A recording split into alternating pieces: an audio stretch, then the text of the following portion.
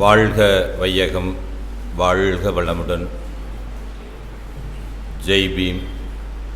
சாதிகளிலே உயர் சாதி, பிறருக்காக வாழும் சாதி. சாதிகளிலே உயர் சாதி, பிறருக்காக வாழும் சாதி. பொள்ளாச்சி இலக்கிய வட்டத்தின் 146வது நிகழ்விலே கலந்து கொண்டிருக்கக்கூடிய ஒவ்வொருவருக்கும் அன்பான வணக்கங்கள். அன்புக்குரிய தோழமை, அடுத்த வாரம் ஞாயிற்றுக்கிழமை சேலத்தில் விருது பெற இருக்கின்ற சிறந்த கவிஞர் சோலை மாயவன் அவர்களுக்கு வாழ்த்துக்களை உரித்தாக்கிக் கொண்டு இன்று 3 கவிதை நூல்களுக்கு வாழ்த்துரை. அன்பு தம்பி வெயில் மழை பனி என்ற ஒரு கவிதை தொகுப்பை வெளியிட்டிருக்கூடிய குகன் பிரசாத் தன்னுடைய மாணவ பருவத்திலேயே புத்தகத்தை கவிதை எழுதி புத்தகம் வெளியிடும் அளவுக்கு வந்துவிட்டார். காலங்கள் நிறைய இருக்கின்றது.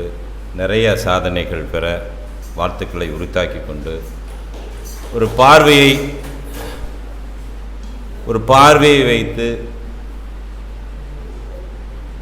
ஒரு குறியீடை அடிப்படையாக ஒரு கவிதை.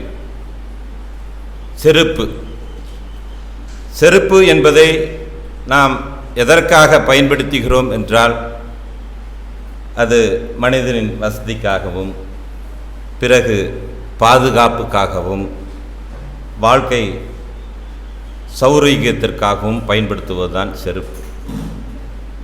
அந்த செருப்பை தன்னுடைய குறியீடாக வைத்து ஒரு கவிதை என்னென்னா, வாழ்க்கையில் இது ரொம்ப முக்கியம்.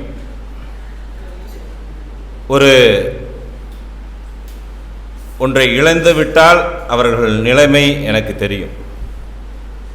இன்று எங்களுடைய சித்திக்கு சித்தப்பா இல்லை, ஆனால் அவர்கள் படும் கஷ்டம் என்பது ஒவ்வொரு நாளும் அவங்க பசங்க என்ன செய்கிறாங்க என்பதை தாண்டி ஒரு கணவன் மனைவி உறவு என்பது ரொம்ப முக்கியமான ஒரு விஷயம். அதை இந்த கவிதையிலே அவர் சொல்லியிருக்கின்றார். ஒரு செருப்பாக இருந்தால் என்ன பயன், 2 செருப்புகள் ஜோடியாக இருந்தால்தான் மதிப்பு என்பதை இந்த கவிதை சொல்கிறது. தொலைந்த செருப்பு ஒன்றை கோவிலில் தொலைத்தேன். ஒரு கால் செருப்பு எதற்கு என தூர வீசிவிட்டேன். பிறகுதான் சிந்தித்தேன், செருப்பிற்கும் கூட ஜோடியாக இருந்தால்தான் மதிப்பு என்ற ஒரு நல்ல கவிதையை கொடுத்து, எண்ணற்ற கவிதைகள் இது இருக்கின்றது. நிறைய வாசித்து நிறைய கவிதைகள் இந்த தமிழ் சமூகத்திற்கு கொடுக்க வேண்டுமாய் அன்போடு கேட்டுக்கொள்கின்றேன். அடுத்தது நிலாஷோறு. அன்புக்குரிய KP ராமலிங்கம் ஐயா எழுதிய ஒரு கவிதை தொகுப்பு. இதில் என்ன அப்படின்னா, நம்மெல்லாம் பார்த்துருக்கோம். ஆனால் உண்மையாகவே இந்த நிலாசோறு என்னுடைய பார்வையில் என்னுடைய கருத்தாக நான் பதிவிடுவது என்னவென்றால், நிலாசோறு என்று இந்த கவிதை தொகுப்புக்கு தலைப்பு வைத்ததுக்கு மாறாக ஒரு புது மதம் என்று வைத்திருக்கலாம். ஏனென்றால் ஏன் அதை சொல்கிறேன் அப்படின்னாக்க, இவர் ஒரு புதிய ஒரு மதத்தை உருவாக்கியிருக்கின்றார். நம்ம கிறிஸ்தவம் பார்த்துருக்கோம், இஸ்லாமியத்தை பார்த்துருக்கோம், இந்து மதத்தை பார்த்துருக்கோம், புத்த மதத்தை பார்த்துருக்கின்றோம். இருந்தாலும் கூட இவர் புதிதாக ஒரு மதத்தை உருவாக்கியிருக்கின்றார். என்ன மதம் அப்படின்னா, சோர்வின் அடிப்படையாக உருவாக்கக்கூடிய மதம். சமூக செயல்பாட்டை குறைபாடுகளின் அடையாளமாக இருக்கக்கூடிய மதம். இவர்கள் எல்லாம் சேர்ந்து ஒரு மதமாக இருப்பவர்கள் அனைவரும் அந்த மதத்திலே பங்குண்டு, அந்த மதத்தின் பெயர்தான் தாமதம் என்று சொல்கிறார். இந்த தாமதத்தை வைத்து ஒரு நல்ல ஒரு கவிதை கொடுத்திருக்கின்றார். ஒரு புது மதம். அமைச்சர்கள் வந்தார்கள் தாமதமாக, அடிக்கல் நடுவதிலும் ஆனது தாமதம். பேருந்துகள், ரயில்கள், விமானங்கள் புறப்படுவதிலும் சேருவதிலும் தாமதம். பாலம் கட்ட தாமதம், கட்டிய பாலம் திறக்க தாமதம். குழாய்கள் தாமதம், குடிநீர் தாமதம். விசாரணைகள் தாமதம், விசாரிப்புகளும் தாமதம்.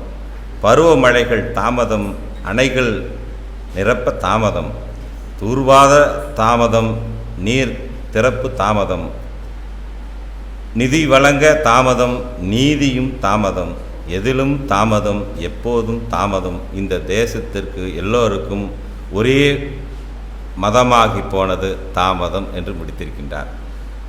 இந்த ஒரு பார்வை இந்த வயதிலே வந்திருக்கிறது. இவர் கவிதை எழுதி கொண்டிருக்கிறார் என்றாலே ஒரு பெரும் மகிழ்வு. உங்களை வாழ்த்துவதிலே நான் பெருமை கொள்கின்றேன்.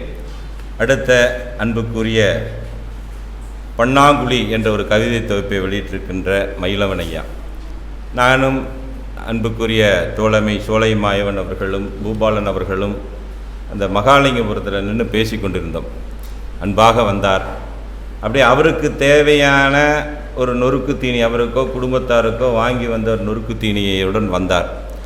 வந்த பொழுது என்ன செய்தார் என்றால், நாங்கள் மூவரும் நின்று கொண்டிருந்தோம். அதில் ஒரு நொறுக்கு தீனி எடுத்து அன்புக்குரிய நண்பர் சோலைமாயவன் குழந்தைக்கு கொடுங்க என்று அவருக்கு வாங்கிட்டு வந்து இருந்தாலும் கூட அந்த குழந்தைக்கு தர வேண்டும் என்ற ஒரு மிகப்பெரிய மனது இருக்கின்றது. அதற்காகவே இவரை நான் வாழ்த்துகின்றேன். அவர் கொடுத்துட்டு நீங்கள் எடுத்துகிட்டு போங்க என்று சொன்னார். இவைகள் தான் இந்த உலகத்திற்கு தேவை. அதை தான் இவர்கள் இந்த கவிதையின் மூலம் காட்டிக் கொண்டிருக்கின்றார்கள். இவர் சார்ந்த அதாவது 2 படிமங்களை வைத்திருக்கின்றார். எத்தனாம் பக்கம்னா 11ஆம் பக்கம் இருக்கக்கூடிய ஒரு கவிதையில் 2 படிமங்கள் வைத்திருக்கின்றால். ஒரு படிமம் என்ன அப்படின்னு பார்த்தீங்கன்னா குளிர், இன்னொரு படிமம் உதடு. அதை 2 படிமானத்தை வச்சு ஒரு 5 வரிகளில் கிட்டத்தட்ட ஒரு 10 வார்த்தைகளோடு அந்த கவிதையை முடித்திருக்கின்றார். முதல்ல அடித்த குளிரில், அதாவது குளிர், அது நம்மளுக்கு வேலோட்டமாக பார்த்தால் இவர் இந்த வயதில் ஒரு காதல் கவிதை எழுதுகிறாரே அப்படின்னு தெரியும். நான் அந்த கவிதையை படிச்சிடுறேன், அப்புறம் உங்களுக்கு சரி பரவாயில்ல. இந்த கவிதை என்னன்னா, அடித்த குளிரில் உதடுகள் நடுங்கின, 4 வினாடிகளில் போக்கியது உனது உதடுகளுக்கு நன்றி. 4 வினாடிகள் போயிடுச்சு, உன்னோட உதடுகளுக்கு நன்றி அப்படிங்கிறார். நம்ம என்ன நினைப்போம் கொஞ்சம் பாருங்க, இந்த வயதில் இதெல்லாம் அப்படிங்க நினைப்போம். ஆனால் அதோட அர்த்தத்தை சொல்ற பாருங்க. அடித்த குளிரில் வாழ்க்கையில் தனிமை, துயரம், வெறுமை போன்ற உணர்வு தான் அடித்த குளிர் அப்படிங்கிறார். இது ஒரு படிமமாக நான் பார்க்கின்றேன். அடுத்தது உதடுகள் நடுங்கின.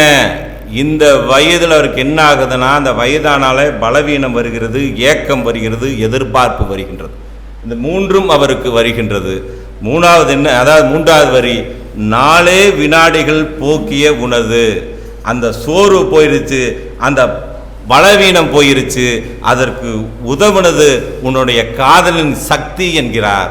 அடுத்த வரி பாருங்க, உதடுகளுக்கு நன்றி. அந்த பலவீனத்தை போக்கின, ஏக்கத்தை போக்கின, எதிர்பார்ப்பை போக்கின அந்த உதடுகளுக்கு நன்றி என்று ஒரு உண்மையான காதல் உணர்வை, உண்மையான அன்புக்கு நன்றி செலுத்தியிருக்கின்றார்.